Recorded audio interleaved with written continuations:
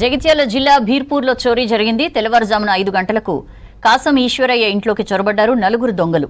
గన్నుతో కొట్టి నోట్లో గుడ్డలు కుక్కి 7 తులాల బంగారు ఆభరణాలు ఎత్తుకెళ్లారు. చోరీపై పోలీసులకు ఫిర్యాదు చేశాడు ఈశ్వరయ్య. పోలీసులు ఘటనా స్థలాన్ని పరిశీలించారు.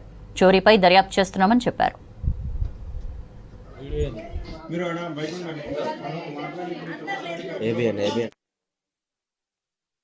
లోపలికి నేను 5 గంటలకు గేట్ తీసిన, పొద్దున 5 గంటలకు గేట్ తీసే వరకు బయట 2 బండ్లు ఉన్నాయి. అవి ఓలే అనుకుని ఇంట్లోకి వచ్చి లోపలికి వెనకకి వచ్చే వరకు బాత్రూమ్లో వెనక 4 ఉన్నారు. నన్ను లోపలికి పట్టుకొచ్చి నోట్లో బట్ట పెట్టి నన్ను చూడకుండా ఇట్లా పెట్టి కొట్టి పైసలు ఏడున్నాయంటే పైసలు లేవని చెప్తే పైసలు లేకుండా ఊరుకున్నాం అని కొట్టిరు. కొడితే మీ ఇష్టం ఉన్నా చదువుకోపోతుందని నేను చెప్పిన. అలా అంతా చదువుకున్నారు. పోయేటప్పుడు మా ఇద్దరిని ఆమెను బాత్రూంలో పెట్టి తలుపు పెట్టిరు. నన్ను కాళ్ళు చేతులు కట్టేసి లోపల పెట్టి తలుపు పెట్టిపోయాను.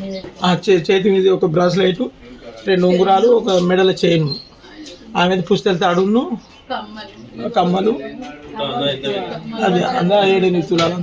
ఎంతమంది వచ్చారు? 4. ఏమన్నా ఆయుధాలు ఏమన్నా తీసుకొచ్చారా? 2 తుపాకులు ఉన్నాయి.